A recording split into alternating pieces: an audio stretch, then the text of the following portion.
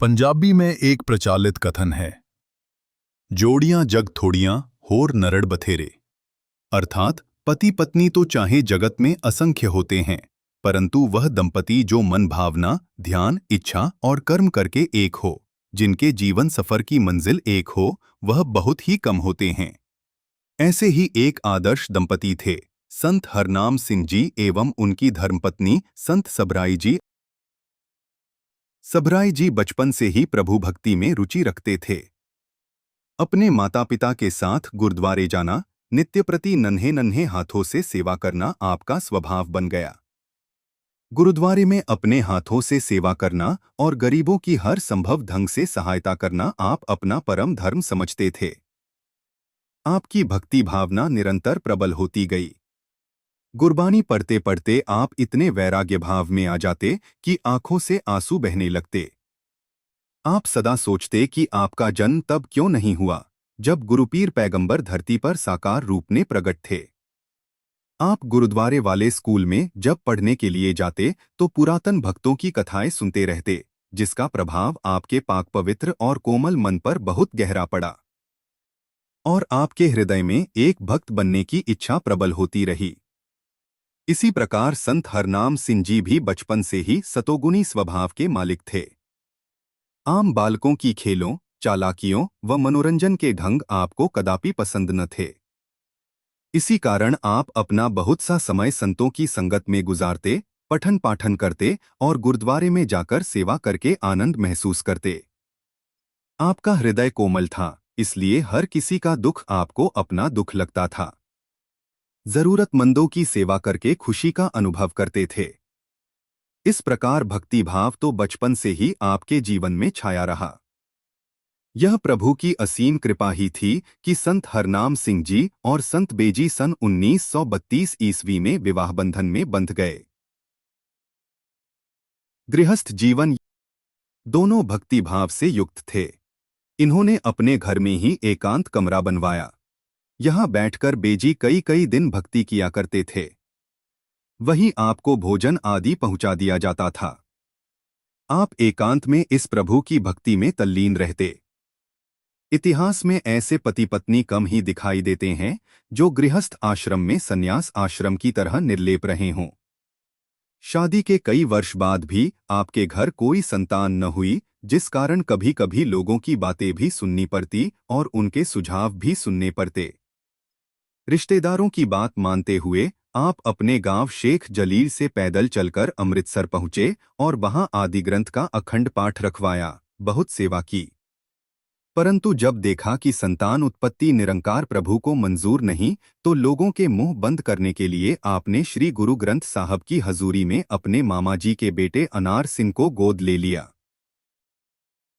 जब आप एकांत में चालीसा काटने के लिए एकांतवास में रहे तो अक्सर लोग यह अनुमान लगाते कि भक्ति आप संतान प्राप्ति के लिए कर रहे हैं। परंतु उनका यह अनुमान गलत निकला, क्योंकि जब आप तीसरी बार 40 दिन के लिए एकांतवास में गए तो आपकी तपस्या परवान हुई। आपको एक दिव्य आवाज सुनाई दी कि मांगो, क्या मांगना चाहते हो। आपने अपने प्रभु से भक्ति दान व प्रभु चरणों के ध्यान की मांग की। इसके बाद तो संत बेजी की गुरु दर्शनों की प्यास और प्रभु मिलाप के लिए वेदना और बढ़ गई। एक एक क्षण व्यतीत करना कठिन लगने लगा। तभी गुरुद्वारे में आपकी भेंट रामबाई जी से हुई। संत बेजी की जिज्ञासा को देखते हुए रामबाई जी ने उनसे निरंकारी सतगुरु बाबा अवतार सिंह जी की चर्चा की और उन्हें बताया कि निरंकारी बाबा जी की शरण में जाकर उन्हें निरंकार के दर्शन हो सकते हैं। बस फिर क्या था, आपकी खुशी का ठिकाना न रहा। घर आते ही आपने अपने पतिदेव को यह सूचना दी कि इस समय के सतगुरु प्रकट हो चुके हैं और वह माता रामबाई जी के साथ दिल्ली जाकर उनके दर्शन करना चाहती है। संत हरनाम सिंह जी तो आपको पहले से ही रूहानी कामों से कभी नहीं रोकते थे, इसलिए आपने उन्हें दिल्ली जाने की आज्ञा दे दी। अगली ही सुबह आप अपनी मौसी रानी जी, छोटे भाई अमीर सिंह जी और माता रामबाई जी को साथ लेकर दिल्ली के लिए रवाना हो गए। सतगुरु से मिलन उस समय शहंशाह बाबा अवतार सिंह जी दिल्ली के पहाड़गंज की गली नंबर 2 में रहा करते थे। गाड़ी से उतरकर यह टोली सीधे पहाड़गंज पहुंची। दिल को दिल की राह होती है। सतगुरु तो होते ही हैं घट घट की जानने वाले। ज्यों ही यह भक्त टोली पहाड़गंज पहुंची तो शहंशाह जी अपने चौबारे वाले कमरे से नीचे आकर गली में खड़े हो गए, जैसे कि इनकी ही इंतजार कर रहे हों। दूर से ही माता रामबाई जी ने शहंशाह जी की और संकेत करते हुए आपको बताया। वो बाबा जी खड़े हैं। शहंशाह जी के दर्शन करते ही आपको निरंकार से आवाज आई। यहां से ही तेरा काम होगा। आप पहले भी ऐसी अलौकिक आवाज सुन चुके थे। आपके अंतःकरण ने पुकार कर कहा, यही है पूर्ण सतगुरु जो रमे राम से मिला सकता है। आत्मा की आवाज इतनी प्रबल हो गई कि आप अपने आप पर नियंत्रण न रख सके। गली में खड़े अन्य लोगों की परवाह न करते हुए आप सीधा शहंशाह जी की ओर भागे और चरणों पर शीश रखकर नैनों की बहती धारा से चरण धो दिए। सतगुरु ने प्यार से आपको उठाया और ऊपर ले गए। चाय पानी की सेवा के बाद आपके वैराग्य को देखते हुए उन्होंने खुद आपको इस निराकार परमात्मा का ज्ञान दिया। बस फिर क्या था, खोजी रूह को मंजिल मिल गई। ब्रह्मज्ञान लेने के बाद तो आपका दिन रात इस अलौकिक आनंद में व्यतीत होने लगा। इश्क हकीकी का जादू। संत बेजी ने इस प्रभु प्राप्ति के लिए सख्त साधना की थी, इसलिए वह दूसरे जिज्ञासुओं के हृदय की तड़प को महसूस कर सकते थे। यही कारण था कि ज्ञान लेने के बाद वह अपने आनंद में मस्त होकर बैठ नहीं गए, बल्कि सतगुरु के प्रकट होने की खबर उन्होंने जन जन तक पहुंचाने की ठान ली। दिल्ली से लुधियाना वापस आते ही आपके सर पर इश्क हकीकी का जादू सवार हो गया। आप एक तांगे पर बैठकर लाउड स्पीकर से गुरु लाधोरे का ढिंढोरा देने लगे और इस सत्य की आवाज हर कान तक पहुंचाने की कोशिश करने लगे। लोग चाहे आपको दीवानी मस्तानी का खिताब देते, पर आपने तो गुरु को प्रकट करने का निश्चय कर लिया था। आपका सारा समय प्रभु प्रेमियों की खोज, उनकी सेवा और उनसे विचार परामर्श में व्यतीत होने लगा। इश्क हकीकी में आप आनंदित रहने लगे। सेवा, सत्संग, सुमिरन ही दिनचर्या बन गई। आपके मामाजी आपको सत्संग जाने से रोकने लगे और कहने लगे कि कहीं उनका बेटा भी निरंकारी न बन जाए। यही कारण था कि आपने अपने मामाजी का बेटा अनार सिंह, जिसको गोद लिया था और जिसका 12 से 13 वर्ष तक पालन पोषण किया था, उसे अपने मामाजी को वापस कर दिया और उन्हें कहा, ये बच्चा मेरे पास आपकी अमानत था। मेरे जीने का सहारा अब मुझे मिल गया है। मेरे सद्गुरु एवं साध संगत ही मेरे लिए सर्वोपरि है। आपको डर है कि कहीं आपका बेटा निरंकारी ना बन जाए। मेरे पास रहेगा तो इस पर ये रंग चढ़ना स्वाभाविक है। इसलिए यदि आप चाहें तो अपनी अमानत वापस ले सकते हैं। आपके मामा जी ने अनार सिंह जी को वापस लेने में ही उसकी बेहतरी समझी। आपकी अटूट लगन व गुरु प्रेम को देखते हुए आपके मामा जी ने आपका शुक्राना किया कि आपने बच्चे के मन में बचपन से ही अच्छे संस्कार व विचार भर दिए हैं। चाहे आपने अनार सिंह को मामा जी को लौटा दिया था, परंतु बाद में उसे सतगुरु के चरणों के संग जोड़ा भी और उसकी शादी अपनी भांजी से करवाकर सारे परिवार को भी गुरु चरणों के संग जोड़ा। उसके परिवार के प्रति जिम्मेदारियों को निभाने में उसका मार्गदर्शन भी किया। इस प्रकार उसे एक संत जैसा प्यार और सत्कार सदा देते रहे। हरनाम सिंह जी गुरुद्वारे के हेड ग्रंथी होने के नाते वह अक्सर घर में रागियों व कीर्तन करने वालों को भोजन करवाने के लिए ले आते। संत बेजी उन्हें प्रेम भाव से भोजन कराते, परंतु नाम रूपी भोजन को करने की प्रेरणा भी देते रहते। उनमें से कईयों को आपकी बातों में सच्चाई दिखाई देती और उन्हें आपसे विचार विमर्श करके खुशी मिलती और कई आप पर हंस देते। संत बेजी के ज्ञान लेने के कुछ समय बाद ही शहंशाह बाबा अवतार सिंह जी लुधियाना आए। लुधियाना में लक्कर बाजार में शहंशाह जी की बुआ की लड़की ओपरा जी रहते थे। उन्हीं के घर शहंशाह जी ठहरे। संत बेजी के माताजी को शहंशाह जी के लक्कर बाजार आने की खबर मिली। पूछते पूछते वह उस मकान में पहुंचे जहां शहंशाह जी ठहरे हुए थे। शहंशाह जी के आगे उन्होंने संत बेजी जी की शिकायत की कि वो घर में किसी से ज्यादा बातचीत नहीं करते और सुमिरन में खोए रहते हैं। निरंकारियों ने तो मानो उनकी लड़की पर जादू कर दिया है। ये बात सुनकर शहंशाह बाबा अवतार सिंह जी ने भापा रामचंद जी कपूरथला वालों को संत बेजी से मिलने के लिए उनके घर भेजा। जब भापा रामचंद जी इनके घर आए तो देखा कि संत बेजी सुमिरन में पूरी तरह मस्त थे। भापा जी के दर्शन करते ही आप खुशी में झूम उठे और उनकी सेवा में लग गए। पूज्य भापा रामचंद जी ने आपको समझाया कि भक्ति की पूर्णता कर्म करने में है, न कि दीवाने मस्ताने बन जाने में।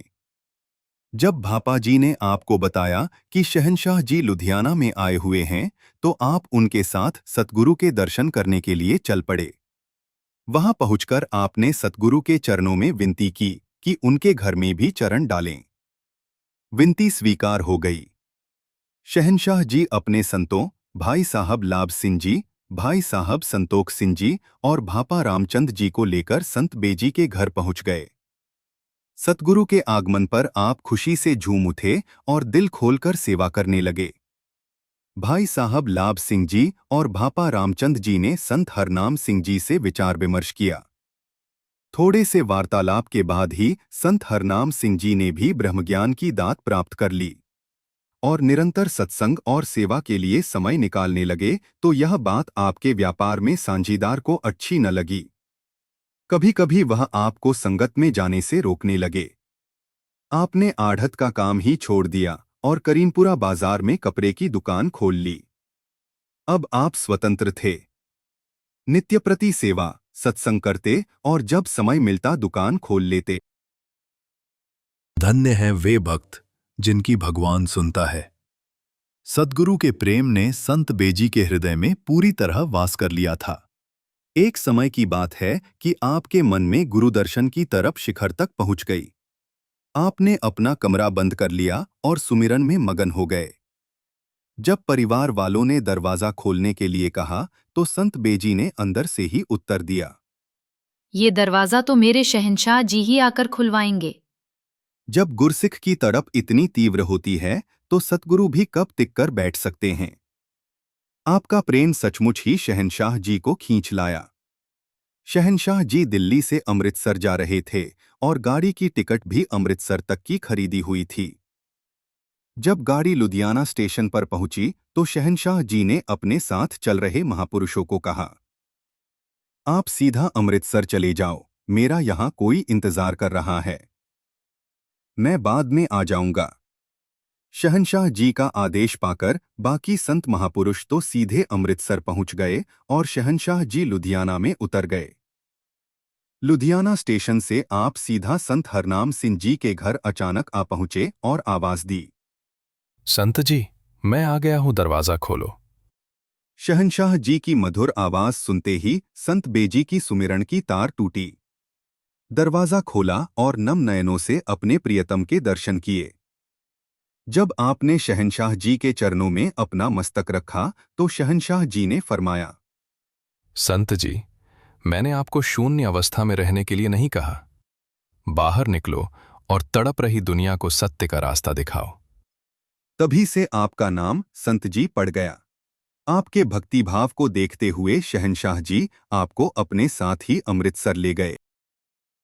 शहंशाह जी के आगमन पर अमृतसर में एक विशेष समागम का आयोजन किया गया। शहंशाह जी स्टेज पर विराजमान थे। उसी समय कुछ विरोधी सज्जन, जिनकी यह मान्यता थी कि गुरु मानव शरीर नहीं हो सकता, उन्होंने सत्संग के बाहर पहले नारेबाजी शुरू कर दी, अपशब्द बोलने लगे और फिर सत्संग में बैठे संतों महापुरुषों पर हमला कर दिया। उस समय सत्संग में प्रभु चर्चा चल रही थी। उसी समय संत बेजी और चाची नानकी जी ने अपने औरत जामे की परवाह न करते हुए आगे बढ़कर गुरमुख भाइयों से मिलकर इस हमले को रोका। दो चार की तलवारें छीनकर तलवारों के दो टुकड़े करके हमलावरों के हाथ में पकड़ा दिए। निरंकार ने आप में इतना जोश व ताकत भर दी कि निहत्थे भी हथियारबंद लोगों पर हावी हो गए। कुछ समय बाद ही आक्रमणकारी वहां से 9-2-11 हो गए। पूज्य संत बेजी का शरीर चाहे औरत का था, परंतु कर्म सभी पुरुषों जैसे थे।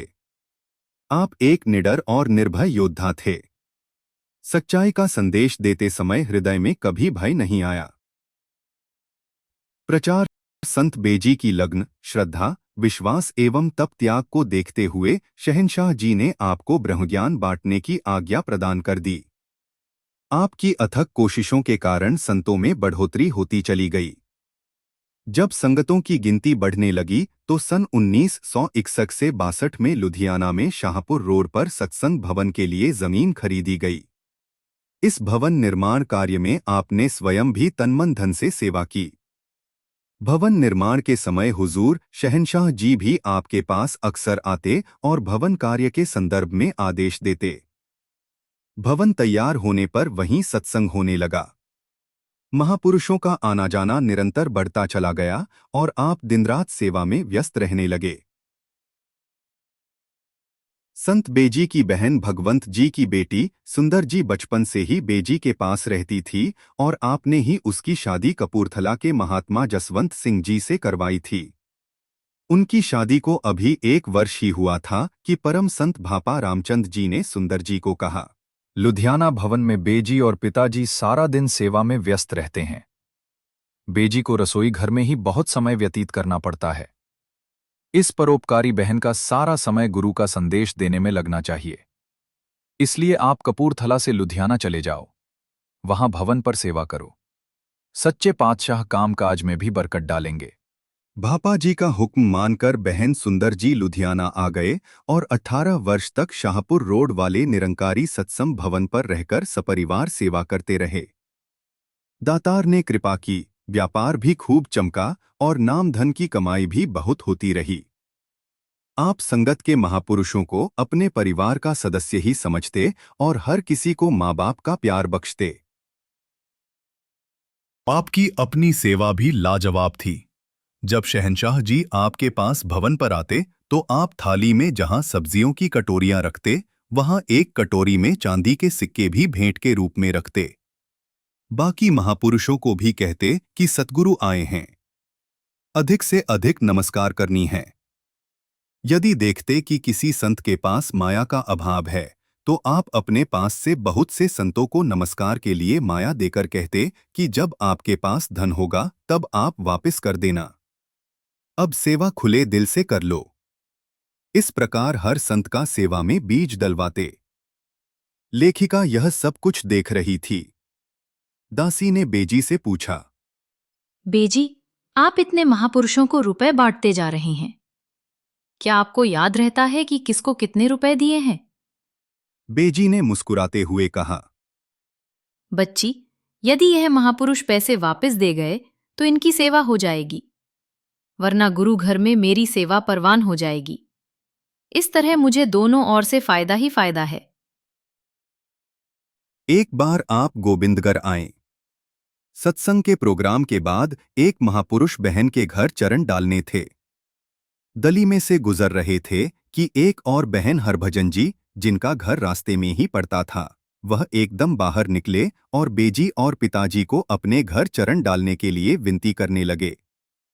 समय कम होने के कारण इन्होंने खड़े खड़े ही उनके घर चरण डाले। जब चलने लगे तो बहन हरभजन ने अपना रुमाल खोला और उसमें से नमस्कार के लिए सिक्के गिनने लगे। उस समय उनके रुमाल में कुछ सिक्के ही बंधे हुए थे। बेजी ने उन्हें नमस्कार की राशि गिनते हुए देखा तो एकदम वचन किया, बहन जी, बिना गिने ही सेवा कर दो, यह सच्चा पातशाह भी आपको अनगिनत देगा। संत हरनाम सिंह जी बहुत ही सरल और कोमल स्वभाव के थे। आप भी संतों महापुरुषों के काम करके अति प्रसन्न होते। चाहे आपकी कपड़े की दुकान थी, परंतु संतों की सेवा में इतना समय लग जाता कि दुकान दिन में कभी 2-4 घंटे ही खुलती और कभी बिल्कुल ही बंद रहती। यह कथन बिल्कुल सत्य है कि जो सतगुरु का जिक्र करते हैं, सतगुरु स्वयं उनकी फिक्र करते हैं। ऐसा ही संत हरनाम सिंह जी के साथ होता रहा। आप चाहे दुकान थोड़े समय के लिए खोलते रहे, परंतु उसी समय में दिन भर की कमाई हो जाती। एक दिन तो आपकी दुकान के आस पड़ोस वाले दुकानदार इकट्ठे होकर आपके पास आए और कहने लगे, निरंकारी जी, एक बात हमें बताइए कि क्या आप ग्राहकों को टाइम देकर आते हो? आप जिस समय भी दुकान खोलते हो, ग्राहकों का तांता लग जाता है। हम सुबह से धूप बत्ती जलाकर ग्राहकों की इंतजार में बैठते हैं। निगाहें सड़क की ओर रहती हैं कि कौन सा ग्राहक दुकान के अंदर आएगा। परंतु आप तो दुकान का ताला खोलते ही हो कि ग्राहकों का तांता लग जाता है और आप 2 घंटों में ही दिन भर की कमाई करके सुरखरू हो जाते हो। भाई साहब जी ने नम्रता से जवाब दिया कि भाई साहब जी, न मैं ग्राहकों को बताकर आता हूं, न ही मेरे ग्राहक पक्के हैं। बात केवल इतनी है कि जिस मालिक सतगुरु की मैं नौकरी करता है, वह मेरा बहुत ध्यान रखता है। मेरा मालिक इन ग्राहकों को स्वयं ही उसी समय भेजता है जब मैं दुकान पर होता हूं, और मुझे अपनी सेवा के लिए समय दे देता है। बहन पार्वती जी, लुधियाना वाले बताते हैं कि उनकी अवस्था माया रूप में बहुत कमजोर थी। छोटी सी दुकान, उसमें से गुजारा मुश्किल से होता था। मकान भी कच्चा था। एक दिन पूज्य पिताजी एवं बेजी उनके घर आए। छत से मिट्टी की एक डली पूज्य बेजी के ऊपर आकर गिरी। उन्हें बहुत डर लगा कि महापुरुष क्या कहेंगे, परंतु बेजी ने एकदम वचन किया। पार्वती, तू मकान पक्का बना ले। पार्वती जी ने कहा, बेजी, लड़की जवान है, पहले इसकी शादी करनी है। पूज्य बेजी का एकदम वचन आया। आप मकान बनाओ, सच्चा पातशाह रहमत करेगा। बच्ची की शादी हो जाएगी। आपके वचन की लाज स्वयं निरंकार ने रखी। महीनों में ही बच्ची की शादी भी हो गई, मकान भी पक्का बन गया, और सभी व्यय करने के पश्चात 2500 रुपए बच भी गए। एक बार पार्वती जी के पति व्यापार में नुकसान के कारण इतने उदास हो गए कि दुकान बेचने की सोचने लगे। पार्वती जी घबराकर पूज्य बेजी और पिताजी के पास गए। उस समय सत्संग चल रहा था। स्टेज पर इस बहन ने अपनी परेशानी का कारण बताया। स्टेज पर बैठे बैठे ही बेजी ने वचन किया, ये दुकान नहीं बेचनी, इसमें से ही सब कुछ बनना है। उनको इस वचन पर विश्वास आ गया और दातार ने भी कृपा की। उसी दुकान से इतनी कमाई हो गई कि 4 बच्चों की शादियां भी की और व्यापार इतना बढ़ गया कि हर दुनियावी सुख संपत्ति आज उनके घर में उपलब्ध है। इसी प्रकार माता जीवनबाई जी, जो 95 वर्ष की आयु तक मिशन की आवाज लुधियाना के मोहल्ले मोहल्ले में जा जाकर पहुंचाती रही, उनको भी इस मार्ग पर खड़े करने वाले पूज्य पिताजी एवं बेजी ही थे। ज्ञान लेने के पश्चात घर परिवार से बहुत ही विरोध मिला, परंतु आप उन्हें इस निरंकार सद्गुरु के प्रति दृढ़ विश्वास दिलाते रहते और सदा यही कहते कि निरंकार ने खुद ही आपके बंधन काटने हैं, दातार का खेल ही समझो। एक बार जीवनबाई जी बहुत बीमार पड़ गई। उनका अंतिम समय निकट देखते हुए उन्हें पलंग से नीचे जमीन पर लिटा दिया गया। इनकी छोटी बेटी दौड़ती हुई सत्संग भवन में आई और पूज्य बेजी पिताजी को कहने लगी, यदि आपका बाबा पूर्ण है तो मेरी माँ को ठीक कर दे। पिताजी ने उस बच्ची को समझाया, गुरु को शर्तों से नहीं परखते, बल्कि प्रेम से, इसके दर से सभी कुछ मिल सकता है। हम तो केवल प्रार्थना कर सकते हैं, दातार भली करेगा। इतना कहकर बेजी, पिताजी और सारी संगत ने कुछ क्षण सुमिरन किया और उधर जीवनबाई जी क्या देखते हैं कि पूज्य पिताजी उनको आवाज लगाकर कह रहे हैं कि उठो संत जी, इतनी देर नहीं सोते। पूज्य पिताजी की आवाज ने शरीर में ताकत भर दी और जीवनबाई जी उठकर बैठ गए। यह कौतुक उनके परिवार के सभी सदस्यों ने देखा। वे सभी अब सतगुरु, मिशन और सभी संतों का पूर्ण आदर सत्कार करते हैं। इस समय बहन सुंदर बत्रा जी के परिवार की सेवा सराहनीय रही। 18 वर्ष इस परिवार ने प्रताप रोड वाले भवन में रहकर संतों महापुरुषों की सेवा की। जब जब भी सुंदर जी अपना मकान खरीदने की बात करते तो पिताजी एवं संत बेजी यह कहकर टाल देते कि भवन में रहकर संतों की सेवा भाग्य वालों को नसीब होती है।